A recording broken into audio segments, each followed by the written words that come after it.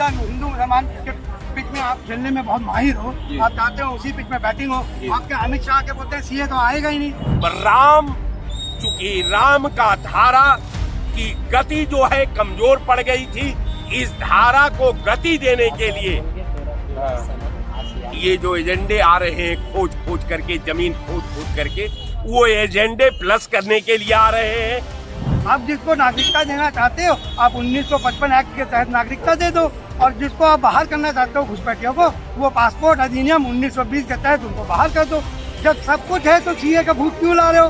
क्योंकि 2024 का इलेक्शन आ रहा है, हिंदू मुसलमान करना है, इसके वजह से आप सीए का वो भूत बना रहे हो। याद रखिए कि अगर कहीं रिपीट हो गया तो न कोई गाने वाला रह जाएगा, न कोई बजाने वाला रह जाएगा। इनके पास कोई मुद्दा है नहीं, काम इन्होंने किया नहीं है।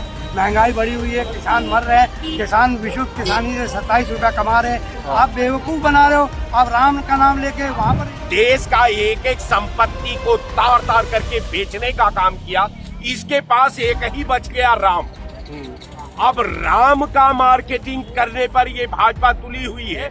या भारतीय जनता पार्टी के नेता, सत्ता में बैठे हुए नेता या विपक्ष के नेता जो गुमराह जैसी स्थिति बनती है, तो ये जनता के लिए बड़ा हास्यास्पद है, सरकार के लिए भी हास्यास्पद है। नमस्कार दोस्तों, 2024 के चुनाव नजदीक हैं, तो 2024 के चुनाव को देखते हुए भारतीय जनता पार्टी ने घोषणा की है कि हम चुनाव से पहले सीए को दोबारा से लागू कर देंगे, और ड्राइवर के लिए जो हिट एंड रन एक्ट आया था उसको सरकार ने उस पर अमल पर रोक लगा दी थी। तो अब सवाल ये उठता है, जो सरकार सीए के वक्त में मुसलमानों को आश्वासन दी थी कि ये लागू नहीं होगा, और हिट एंड रन लॉ जिसको सरकार ने अभी कहा है कि इस पर भी हम अमल रोक रहे हैं, उसको भी थोड़े वक्त के लिए, हो सकता है चुनाव के बाद इसको भी लागू कर दिया जाए। तो हम इसी को लेकर लोगों से बातचीत करेंगे कि सरकार जो है जो कहती है कि अभी ड्राइवरों को आश्वासन दे दिया कि आपके ऊपर कानून लागू नहीं होगा, लेकिन जो सीए का पर मुसलमानों को आश्वासन दिया था सरकार ने कि ये लागू नहीं करेंगे, लेकिन अब सरकार द्वारा कहने लगी है कि हम लागू कर रहे हैं। तो आपको क्या लगता है? देखिए, सीए का बात बता दें आपको, पहले सीए के बारे में ये कहा था कि लागू नहीं करेगा, उसका नियम भी नहीं बनाया अब तक, पर अंदर अंदर बता रहे हैं उनका नियम भी बन गया है। चुनावों को देखते हुए लागू करने की बात वो लागू हो ही नहीं सकता। उसका वजह ये है कि जो ये आसाम में कराए थे 14 से 19 तक, उनमें इनकी 1600 करोड़ लगा, और उसके बाद इनको जो 3 करोड़ लोगों का एनआरसी हुआ था, उसमें सिर्फ 19 लाख लोग निकले थे, जिसमें 14 लाख तो हिंदू ही निकल गए थे। तो उसका बहुत विरोध हुआ, तो इन्होंने वापस लिया उसको। तो अगर पूरे इंडिया में कराएंगे तो इनका 55,000 करोड़ खत्म होगा। महंगाई, बेरोजगारी, ओपीएस तो दे नहीं पा रहे, आप 55,000 करोड़ कहाँ से लोगे? आप ये सिर्फ एक चुनावी मुद्दा है। अब रहा नागरिकता देने की सवाल, आप 1955 अधिनियम 1955 के तहत नागरिकता दे सकते हो, आपको राइट है वो। 1920 में के तहत आप लोगों को निकाल सकते हो, तो आपके पास दोनों राइट तो ऑलरेडी है। आप जिसको नागरिकता देना चाहते हो आप 1955 एक्ट के तहत नागरिकता दे दो, और जिसको आप बाहर करना चाहते हो घुसपैठियों को, वो पासपोर्ट अधिनियम 1920 के तहत उनको बाहर कर दो। जब सब कुछ है तो सीए का भूत क्यों ला रहे हो? क्योंकि 2024 का इलेक्शन आ रहा है, हिंदू मुसलमान करना है, इसके वजह से आप सीए का वो भूत बना रहे हो। आपको क्या लगता है, जैसे सीए एनआरसी वाला मुद्दा दोबारा सरकार लेकर आ रही है, तो सरकार ऐसा लगता नहीं कि ध्रुवीकरण पर चुनाव करवाने का? इनके पास कोई मुद्दा है नहीं। देखिए, काम इन्होंने किया नहीं है। महंगाई बढ़ी हुई है, किसान मर रहे हैं, किसान विशुद्ध किसानी से 27 रुपया कमा रहे हैं। 161 करोड़ 155 लाख करोड़ कर्ज ले लिया अपने देश पर, इसका आपका जवाब दे ही नहीं है। तो आप एक मुद्दा हिंदू मुसलमान जिसके पिच में आप खेलने में बहुत माहिर हो, आप चाहते हो उसी पिच में बैटिंग हो, आपके अमित शाह के बोलते हैं सीए तो आएगा ही नहीं, और एनआरसी तो अब होना ही नहीं है, उसके रूल्स नहीं बने, और अचानक आप आ जाते हो जब बंगाल में इलेक्शन है। आपको बंगाल का ध्रुवीकरण, क्योंकि इस बार बंगाल में हार रहे हैं, इस वजह से आपको बंगाल में चुनाव अभी कहाँ है? बस 2024 आ गया, कितने दिन है? 1 साल बाद है, 2025 में होंगे। नहीं भैया, मैं लोकसभा की बात कर रहा हूँ। जो लोकसभा में बंगाल में इनकी सीट जा रही है, उनको कैसे गेन किया जाए, इसके वजह से एनआरसी ला रहे हो। बंगाल को देखते हुए, मद्देनजर रखते हुए बांग्लादेशी घुसपैठिया, यही वहाँ पर अगले बार भी तुमने डर डराया था। अच्छा, बांग्लादेश की जो ग्रोथ रेट है वो तो भारत से भी पर था, बांग्लादेशी भारत क्यों आएंगे? देखिए, हमारे जो पर कैपिटा इनकम है वो $2,000 है, और जो एक विकसित देश के होते हैं वो $17,000 होना चाहिए। बांग्लादेश का हमसे ज़्यादा $3,000 है, तो हम विकसित देश तो हो नहीं रहे जो आप विकसित संकल्प यात्रा निकाल। लेकिन भारत और बांग्लादेश का अगर हम लोग अनुपात निकालें तो बांग्लादेश की जो पर कैपिटा इनकम है वो ज्यादा है भारत से। तो बांग्लादेश के लोग भारत क्यों आएंगे जब उन्हें इनकम ज्यादा वही हो रही है? तो देखिए वहाँ रोजगार ज़्यादा है, वहाँ महंगाई कम है, वहाँ ग्रोथ रेट ज्यादा है, वहाँ नौकरियां मिल रही है, वो कोई छोड़ के आएंगे। और वो जो रिफ्यूजी आएंगे वो भी भाग जाएंगे, वो क्या रुकेंगे आपके यहाँ जहाँ काम नहीं है, जहाँ लोग मर रहे हैं। आप 80 करोड़ लोग गरीबी रेखा के नीचे आ गए हैं, और जहाँ पर 24 साल की उम्र से कम लोगों के पास बेरोजगारी दर 42% है, वहाँ क्यों आएंगे लोग? आप बेवकूफ बना रहे हो। आप राम का नाम लेके वहाँ पर नेतागिरी करो, और आपको पता है कि ये मुद्दा मेरे को इलेक्शन में वोट नहीं दिला पाएगा, तो आप सीए का जिन निकाल दियो। सीए से कुछ नहीं होता, लोग जानते हैं। आप नियम दिखाओ, अगर नियम बना आप नियम दिखाओ मुझे। आप क्या 55,000 करोड़ लगा पाओगे? 16 करोड़ लगा के आप रो रहे थे। सांप्रदायिकता के मुद्दे पर तो कितने हजार करोड़ भी लगा देंगे, नहीं लगा पाएंगे, मुमकिन कुछ नहीं है, ये नहीं लगा पाएगी, इनके पास है ही नहीं। आप देश को कर्ज लेके चला रहे हो, और जो आपकी डेब्ट टू जीडीपी रेशियो है वो 85% हो गई 100 में। क्या 100 में 100 जाओगे आप लगा के? आपके पास कर्ज ही नहीं लेने का। 55,000 करोड़ का और कर्जा ले लेंगे, और कर्जा लेंगे, कर्ज में चला जाएगा। और आप ला भी दोगे तो आपको फायदा क्या? हमको ये समझा दो ना। आपको निकालना चाहिए घुसपैठियों को, आप चिन्हित करो, 1920 पासपोर्ट एक्ट के तहत निकाल दो। सीए क्यों ला रहे हो? क्योंकि आदमी धरना में बैठे, हिंदू मुसलमान हो, आपको वोट मिले, सीधा सा सवाल है। इसके अलावा आपके पास है ही क्या? आप बताओ ना हमको। किसान 700 किसान मर गए। आपको ये लगता है सरकार से मुद्दे से ध्यान भटकाना चाहती है? सरकार को के पास कोई मुद्दा है बचा नहीं है, काम इन्होंने किया नहीं है, इजी पॉलिटिक्स करना चाहते हैं, राम का नाम लेके राम को राजनीतिक में लाके अपना वोट लेना चाहते हैं। इसके अलावा मुसलमान का सीए लाके एक हिंदू मुसलमान का पूरा नैरेटिव सेट होगा, पूरे स्ट्रीम मीडिया यही दिन रात बोलेंगे सीए का दिन, मोदी ने सबको नागरिकता। अरे 19,000 लोगों को विदेशी आप नागरिकता दिए हूँ, जो 14 से 19 में 19,000 लोग को नागरिकता पाए हैं विदेशी, तो आप आगे भी दे दो ना। सीए का बेवकूफ क्यों बना रहे लोगों को? आपके पास काम है नहीं, आप समझते। पाकिस्तान के नागरिक अदनान सामी को तो नागरिकता दे देती है, और भारत में जो लोग रह रहे हैं उनसे नागरिकता का सबूत मांग रही सरकार। आपको ये लगता है ये सरकार का दौरा चलता है? ये अदनान सामी को दे रही है, क्योंकि अदनान सामी यहाँ आता है, गाना गाता है, पैसा इनका जीडीपी का ग्रोथ बढ़ता है। आप जो है आपके यहाँ से लोग कितने जा रहे हैं ये तो बताओ आप। 2018 में 1,25,00,000 लोग गए, और 2023 में 2,25,00,000 नागरिकता बाहर की ले लिए। अपने लोगों को तो रोक नहीं पा रहे हो, 4 लाख लोग चले गए बाहर नागरिकता लेने, और आप जो यहाँ नागरिक आप उसको नागरिकता क्या दोगे यार? तुम्हारे यहाँ तो खुद ही छोड़ के भाग रहे हैं। और नागरिकता देना है तो आपके पास है अधिनियम 1959, उसके हिसाब से दे दो नागरिकता। जिस तरह सरकार जो है सीए और एनआरसी के जो जिन था जो बोतल के अंदर कैद था अभी तक, उसको सरकार फिर दोबारा से उसको बाहर निकालना चाह रही है, तो आपको क्या लगता है ये सरकार जो है देश के अंदर फिर सांप्रदायिकता के मुद्दे पर चुनाव लड़ रही है? इसके पास और तो कुछ है नहीं जी। इसके पास केवल जो 2014 से पहले हिंदुस्तान पाकिस्तान, हिंदू मुसलमान और इसी तरह के निगेटिव राष्ट्र के खिलाफ मुद्दे हैं, जो बार बार उसी को ये घुमा फिरा करके इस पे आसानी से वोट पा जाती है। जनता चूंकि भारत ऐसा देश है जहां धर्म प्रधान देश है, यहाँ तमाम जातियों के तमाम धार्मिक लोग अलग अलग रूप में रहते हैं। अब इसमें ये आसानी से गेन कर लेती है सनातन के नाम पर, राम के नाम पर, जबकि ये खुद सनातनी सब नहीं। ये केवल वही काम करते हैं जो सनातन का कोई व्यक्ति सोच नहीं सकता, जो कर नहीं सकता, जो व्यवहार नहीं कर सकता। अब वही सनातन का ठीका ले लिया है।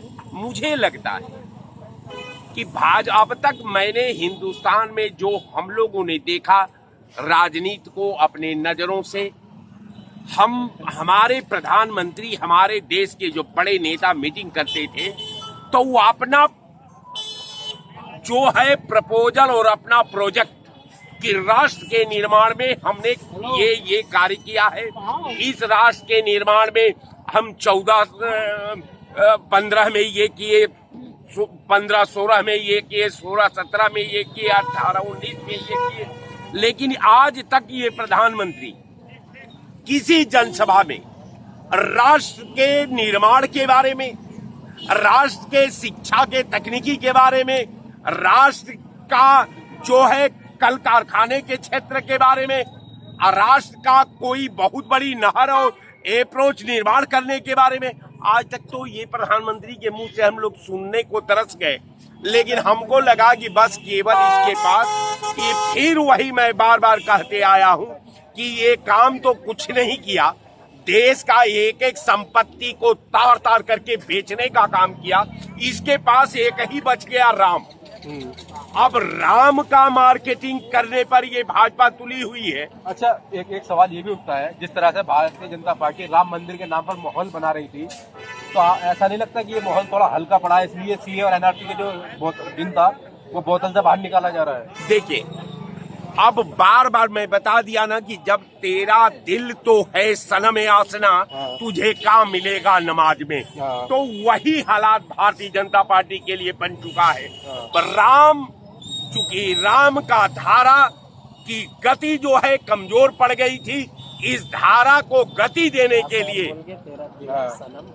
ये जो एजेंडे आ रहे हैं खोज खोज करके, जमीन खोज खोज करके, वो एजेंडे प्लस करने के लिए आ रहे हैं। उसका कोई मतलब नहीं है।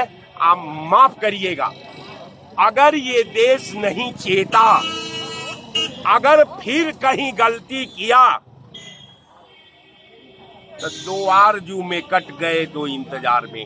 अच्छा, एकदम घातक अपने भविष्य के अंतिम मुहाने पर भारत दस्तक दे रहा है। इसकी एकता दस्तक दे रही है, इसकी संप्रभुता दस्तक दे रही है, इसका भविष्य दस्तक दे रहा है।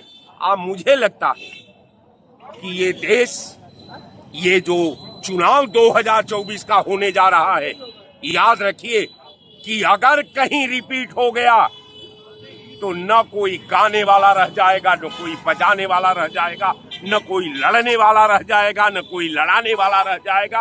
अब केवल एक ही चीज रह जाएगा, जो जिस चीज का हम लोग शुरू से ही कल्पना कर रहे थे कि देश को, जो अगर हम चर्चिल की व्याख्या पढ़ ले तो चर्चिल बहुत बेतहाशा हिंदुस्तान के डेमोक्रेसी के बारे में लिखा था, लेकिन मैं वहां जिक्र करके आपका समय का ज़या नहीं करना चाहता। लेकिन इतना मैं जरूर कहता हूं कि कहीं जिन कायम रह गया तो प्रजातंत्र के लिए, इस देश की विधि विधान के लिए, इस देश के इतिहास के लिए और इस देश के भूगोल के लिए वो काला दिन होगा, जिस दिन के लिए हम लोग दहशत में हैं कहीं रिपीट न कर जाए। मैं आपके चैनल पर इतना ही कर सकता हूं। एक सवाल और ये उठता है कि प्रधानमंत्री नरेंद्र मोदी कहते हैं कि भारत के किसी भी मुसलमान की नागरिकता नहीं छीनी जाएगी और सीए जो है ये आएगा ही नहीं, लेकिन गृह मंत्री अमित शाह कह रहे हैं आएगा और सीए को हम दोबारा से लागू करेंगे। तो ऐसा नहीं लगता कि दोनों के बीच संवाद, रिश्ते में कड़वाहट हो या संवाद नहीं हो रहा हो? देखिए, प्रधानमंत्री ने कहा कि हम 15 लाख दे देंगे, गृह मंत्री मीडिया के सामने आते हैं डाटा लेकर के और कह देते हैं कि आप भी जानते हैं कि 15 लाख रुपया तो जुमला था। तो प्रधानमंत्री कहते हैं, दूसरे दिन अमित शाह जी आ जाते हैं, कहते हैं कि साहब नहीं, ये तो जुमला था। फिर किसी ने आरोप लगा दिया कि प्रधानमंत्री जी की डिग्री फर्जी है, तो फिर अपनी डिग्री लेकर के प्रधानमंत्री जी का आ गए, जो डिग्री के बारे में आप जानते ही हैं। तो इनका प्रधानमंत्री, अब तक तो हमने ये देखा कि किसी भी मंत्री का वेरिफिकेशन देश का मुखिया करता था, देश का प्रधानमंत्री करता था, लेकिन हमारा इतना योग्य प्रधानमंत्री है जिसका वेरिफिकेशन को गृह मंत्री करता है। इससे बड़ा दुर्भाग्य इस लोकतंत्र का हो क्या सकता है? पंडित जी, जिस तरह से भारतीय जनता पार्टी कह रही है कि हम सीए और एनआरसी को दोबारा से लागू करेंगे, पिछली बार देश भर में तमाम दंगे हुए और तमाम मुसलमानों के अंदर एक माहौल बना कि मुसलमानों की नागरिकता छीनी जाएगी, तो प्रधानमंत्री ने सफाई दी कि किसी भी देश के, भारत के मुसलमान से नागरिकता नहीं छीनी जाएगी। लेकिन अब भारतीय जनता पार्टी कह रही है हम सीए को दोबारा से लागू करेंगे। अब आप दोनों का मतलब समझ लीजिए, सीए का मतलब है सिटीजनशिप अमेंडमेंट एक्ट, और ये आज का नहीं है, हमको लगता है जब अंग्रेज थे तब से बना हुआ है। जैसे कि कई चीज़ों में दिक्कतें होती हैं, कोई विदेशी आदमी हमारे यहाँ टालने आया, महिला गर्भवती और बच्चा पैदा हो गया, तो ऐसे में उसको सिटीजनशिप इंडिया की मिल सकती है। या जहाँ का वो रहने वाला वहाँ हो सकता है। कई बार ऐसा होता है कि जैसे अमेरिका की महिला है, भारत का पुरुष है, और ये दोनों शादी अमेरिका में कर लेते हैं, बच्चा पैदा हो जाते हैं। चूंकि पिता भारतीय मूल का है और माँ जो है अमेरिकी मूल की है, तो ऐसे में बच्चा कहाँ का जो है सदस्य होगा, कहाँ की राष्ट्रीयता प्राप्त करेगा। तो ऐसे में यह तय किया जाएगा कि जो है उसको भारत की जाए या अमेरिका की जाए या दोनों जगह की। कई जगह ऐसे भी कानून है कि दोहरी नागरिकता का भी प्रावधान अमेरिका में है दोहरी नागरिकता, सब जगह करीब करीब तरह की व्यवस्थाएं हैं। उसी में अमेंड करेंगे, कोई नया अमेंडमेंट नहीं होना है। तो इससे हिंदू को भी नहीं खतरा है, मुसलमान को भी नहीं खतरा है, और इसको इशू नहीं बनाया जाना चाहिए। इसमें कोई ज्यादा तब्दीली नहीं कर पाएंगे। ये केवल लोगों को वोट पाने के लिए, हिंदू मुस्लिम करने के लिए ऐसा कहा जा रहा है। तो पहले तो उन्हें ड्राफ्ट हम देखें कि उसमें क्या है। ड्राफ्ट तो कोई इशू कर नहीं रहा है, उसका जो मसौदा है, मसौदा वो नहीं किया जा रहा है। उसे तो पढ़ा जाए, फिर कोई बात की जाए। दूसरी बात एनआरसी की है, नेशनल रजिस्ट्रेशन सर्टिफिकेट, राष्ट्रीयता पंजीकरण प्रमाण पत्र। तो किसी भी देश के लिए एनआरसी जरूरी है। इसलिए जरूरी है कि जैसे हमारा अपना परिवार है, अगर मुझे न मालूम कि परिवार में कितने लोग हैं, हम मान लो थोड़ी देर के लिए बताते हैं। जैसे हमने कोई एक फंक्शन किया, अगर हमारे पास इस बात की जानकारी नहीं होगी कि हमारे यहाँ कितने लोग आएंगे, तो हम उनके खाने की व्यवस्था कैसे करेंगे। तो उसमें क्या है कि जैसे भारत के लोग 10 साल में हर साल जनगणना होती है। जनगणना से काम नहीं होता, जनगणना में दूसरी चीज हो जाती है। जनगणना होना दूसरी चीज है, कितने लोग हैं, लेकिन कितने हमारे भारतीय हैं, कितने लोग बाहर से आए हुए लोग हैं या शरणार्थी हैं, और कितने और आने की संभावनाएं हैं। क्योंकि हम यूनाइटेड नेशन से भी जुड़े हुए हैं, नेशन जुड़े हुए हैं, तो कभी कभी दूसरे देशों में पकड़े जाते हैं लोग, तो उनके कोई नहीं रखता है, तो उसमें डिस्ट्रीब्यूशन करके भेजा जाता है। तो उस तरीके से हमें व्यवस्था करने की जरूरत पड़ेगी। तो एनआरसी कोई खराब चीज नहीं है, इस पर लोगों को गुमराह नहीं होना चाहिए, और सरकार को भी बेमतलब इशू बना करके गुमराह नहीं किया जाना चाहिए। उसके लिए भी जो उनका मसौदा है उसको लाया जाना चाहिए, जनता के हितों के लिए, जनता को पढ़ने के लिए दिया जाना चाहिए, ताकि ये जनता जो गुमराह हो रही है, या भारतीय जनता पार्टी के नेता, सत्ता में बैठे हुए नेता या विपक्ष के नेता जो गुमराह जैसी स्थिति बनती है, तो ये जनता के लिए बड़ा हास्यास्पद है, सरकार के लिए भी हास्यास्पद है कि पहले वो जो अमेंडमेंट है वो हम लोगों को दें, हम लोग पढ़ें, उसमें देखते हैं अगर कोई ऐसी चीज लगती है जो देश के हित में, समाज के हित में नहीं है, तो उसका हमारा सुझाव लिया जाना चाहिए। लेकिन इस सरकार की सबसे बड़ी बात यह है कि ये सरकार किसी की मानती नहीं है। ये सरकार कहती है कि हम पंचायत की बात तो मानेंगे, लेकिन खूंटा पीट रास्ते में गाड़ेंगे। तो ये जो सिद्धांत है वो खतरनाक है। ये अमेंडमेंट जो लाना चाहते हैं, जो भी विधेयक लाते हैं, इस पर ये ना तो जनता द्वारा चुने हुए सांसदों से, राज्यसभा के मेंबरों से कोई मतलब रखते हैं, उनको करने देते हैं, हंगामा खड़ा करा देते हैं और बिल पास कर लेते हैं, ताकि उनकी अंदरूनी बात न छिप जाने पावे, जनता जान जाएगी तो होशियार हो जाएगी। इस वजह से आसाम में जो हुआ था एनआरसी, वो टैग ने मांगा है कि बहुत फॉल्टी था, क्योंकि जो प्रेसिडेंट थे फखरुद्दीन, उनका फैमिली का नाम नहीं आ पाया था। तो एक सॉफ्टवेयर में एरर आ जाता तो पूरा फैमिली डिसमिस हो रहा। तो इस वजह से इसको, जब आपके पास रूल्स ही नहीं है, आपके पास ये नहीं, आप फॉर्मर प्रेसिडेंट को भी बाहर कर दिया एनआरसी से, तो ये सवाल इसीलिए उठी थी। इसीलिए इसमें जो 1955 का है एक्ट, उसमें आप नागरिकता दो, और 1920 में अगर आपको लगे तो आप हटाओ। जनगणना ऑलरेडी हो रही है। तो 1971 का एक अमेंडमेंट है जिसके तहत भारत का हर आदमी जो भारत में रहता था वो नागरिक है। हाँ, नागरिक है, उसको हम मान लो, उसको तो भारतीय जनता पार्टी खुद मानती है, उसको मानती है, उसी के हिसाब से आप नागरिकता दे दो। 1971 के आधार पर ही आसाम के अंदर एनआरसी हुई थी। हाँ, एनआरसी हुई थी, और उसके बाद आप ये देखिए कि फॉर्मर प्रेसिडेंट की फैमिली नहीं आ रही है, तो आम जनता के साथ क्या होगा, आप ये सोच लो। जब फॉर्मर प्रेसिडेंट की फैमिली को एनआरसी से बाहर कर दिया गया था, तो आम जनता का क्या हाल होगा, इसीलिए सीए कमेटी। ठीक। तो दोस्तों, आपने हमारी चर्चा देखी लखनऊ में कि जो भारतीय जनता पार्टी ने कहा कि हम दोबारा से सीए को लागू करेंगे, तो अब देखना क्या होगा कि भारतीय जनता पार्टी इसको लागू कर पाती है या नहीं।